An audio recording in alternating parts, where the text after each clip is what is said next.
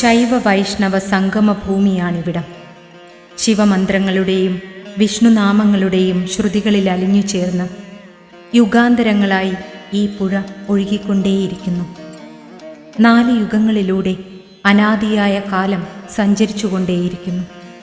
അങ്ങനെ ഒഴുകിപ്പോയ പുഴ പറഞ്ഞ കഥകൾ കേട്ട് അഗാധ പാണ്ഡിത്യം നേടിയ ഈ പാറക്കെട്ടുകൾ പോലും മന്ത്രങ്ങൾ ഉരുവിട്ട് തപസ്സിലാണ്ട് കിടക്കുന്നു.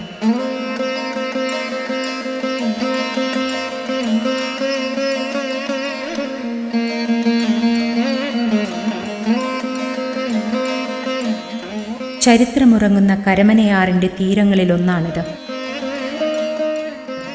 തിരുവനന്തപുരം ജില്ലയിലെ കൈമനം പാപ്പനംകോട് ദേശത്തെ ചിറക്കര മഹാവിഷ്ണു ക്ഷേത്രം നൂറ്റാണ്ടുകൾ പഴക്കമുള്ള അതിപുരാതന ക്ഷേത്രങ്ങളിലൊന്നാണ്.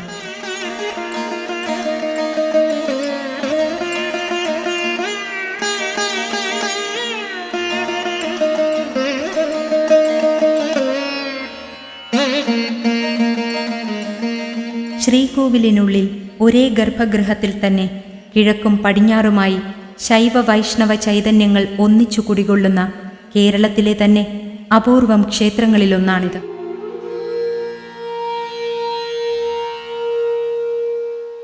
ചോളരാജാക്കന്മാരുടെ ഭരണകാലത്ത് നിർമ്മിക്കപ്പെട്ടു എന്ന് ചരിത്രരേഖകൾ പറയുന്ന ഈ ക്ഷേത്രത്തിൻ്റെ നൂറ്റാണ്ടുകൾക്ക് മുമ്പുള്ള ചരിത്രം പഴമക്കാർക്ക് പോലും കൃത്യമായി ഓർത്തെടുക്കാൻ കഴിയുന്നില്ല എന്നതാണ് സത്യം. ക്ഷേത്രത്തിന് അത്രമേൽ പഴക്കമുണ്ടെന്നാണ് കരുതപ്പെടുന്നത്.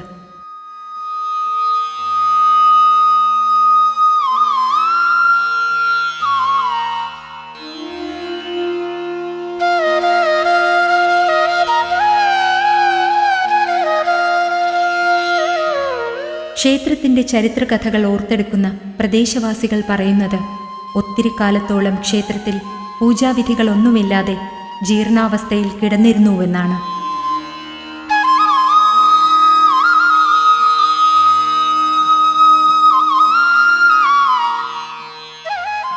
(1972) കാലഘട്ടത്തോടെ പ്രദേശവാസികൾ ക്ഷേത്രമേറ്റെടുക്കുകയും പൂജാവിധികൾ പുനരാരംഭിക്കുകയും ചെയ്തതോടെ ക്ഷേത്രമണികളുടെ താളത്തിൽ വീണ്ടും പുഴയൊഴുകി തുടങ്ങി. അങ്ങനെ ശൈവ വൈഷ്ണവ സ്തുതിഗീതങ്ങൾ ഈ ദേശവാസികളുടെ ആത്മസങ്കീർത്തനങ്ങളാവുകയും ചെയ്തു.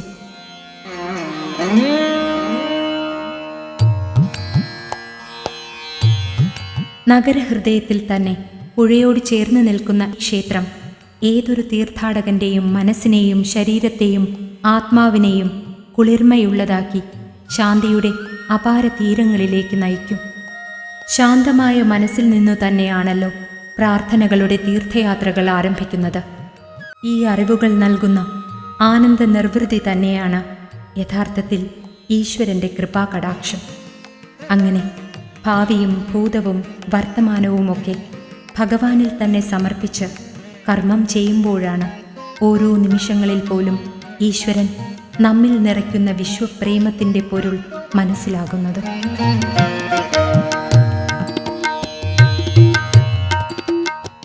കേരളീയ ക്ഷേത്ര നിർമ്മാണ ശൈലിയിൽ നിന്നും തികച്ചും വ്യത്യസ്തമായ രീതിയിലാണ് ക്ഷേത്രത്തിൻ്റെ ശ്രീകോവിൽ നിർമ്മിച്ചിരിക്കുന്നത്.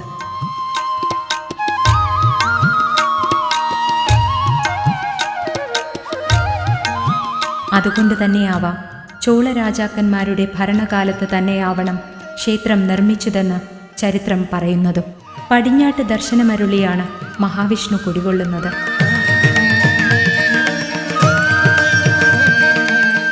ഇവിടുത്തെ ബലിക്കൽ കാഴ്ചകൾ പറഞ്ഞു തരുന്നത് ക്ഷേത്രത്തിൻ്റെ നൂറ്റാണ്ടുകൾക്കപ്പുറത്തേക്കുള്ള കഥകളാണ്.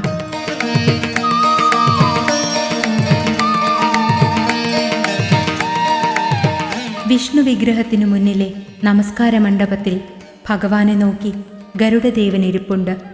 ഭഗവാന്റെ സന്തത സഹചാരിയായ ഗരുഡദേവൻ ഭഗവാനെ സ്തുതിച്ചുകൊണ്ട് തന്നെയാണ് ഇരിക്കുന്നത്.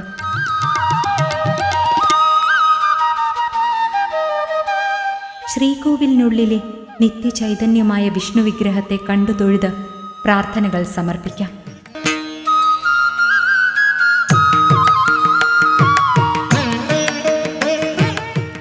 ശിവനടയ്ക്ക് മുന്നിലെ നമസ്കാര മണ്ഡപത്തിൽ നന്ദിദേവനെ കാണാം. നാലമ്പലത്തിനുള്ളിൽ തന്നെ നിരവധി ഉപദൈവങ്ങളെയും കാണാം. സുബ്രഹ്മണ്യൻ, ഗണപതി, ബ്രഹ്മരക്ഷസ്, ദേവി, അയ്യപ്പൻ, ഹനുമാൻ, നാഗദൈവങ്ങൾ എന്നീ ഉപദൈവങ്ങളോടൊപ്പം തന്നെ നവഗ്രഹ പൂജകളും ഇവിടെ നടത്തിവരുന്നു. വിശേഷാൽ പൂജകളും ഉത്സവങ്ങളും കഴിഞ്ഞാൽ ഈ ക്ഷേത്രത്തിലെ ഏറ്റവും പ്രശസ്തമായൊരു ചടങ്ങാണ് കർക്കിടക വാവുബലി. ആയിരങ്ങളാണ് കർക്കിടക വാവിന് ഇവിടെ ബലിതർപ്പണത്തിനായി എത്തുന്നത്. പിതൃക്കളുടെ ആത്മശാന്തിക്കായുള്ള നേർച്ചകൾ ഈ പുഴയുടെ തീരങ്ങളിൽ സമർപ്പിക്കപ്പെടുന്നു.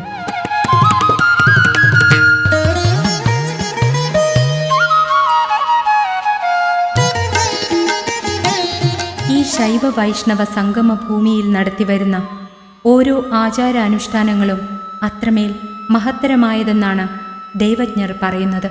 ശ്രീകോവിലിനു മുകളിലെ ആകാശങ്ങളിൽ സന്ധ്യാമേഘങ്ങൾ അത്യപൂർവമായ നിറങ്ങളിൽ പ്രഭാപൂരിതമായി. ഇനി സന്ധ്യാപൂജാവേളകളാണ്. ശ്രീകോവിലിൽ കൊളുത്തിയ ദീപത്തിൽ നിന്ന് പകർന്ന ദീപം നാലമ്പലത്തിനുള്ളിലും ക്ഷേത്ര പരിസരത്തും തെളിഞ്ഞു തുടങ്ങി.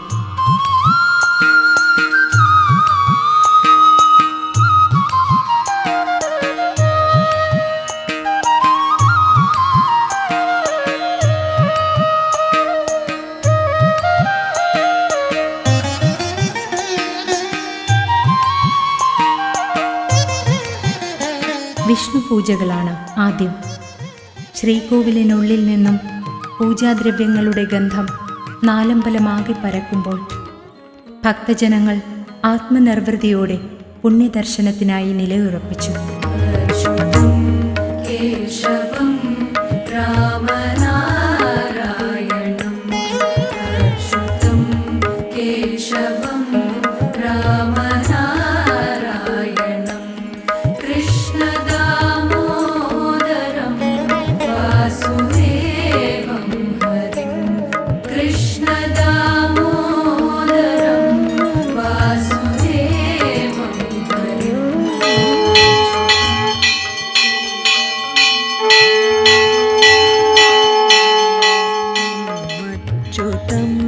കേശവം രാമനാരായണം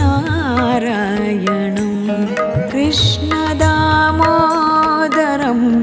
വാസുദേവം ഹരിം കൃഷ്ണദാമോദരം. വിഷ്ണു പൂജ കഴിഞ്ഞാൽ ശിവനടയിൽ ദീപാരാധനയായി. പ്രഭും പ്രാണനാഥം വിഭും വിശ്വനാഥം ജഗന്നാഥനാഥം സദാനന്ദഭാജാം ഭവാ. പൂജാമണികൾ മുഴങ്ങി ശ്രീകോവിൽ തുറന്നു.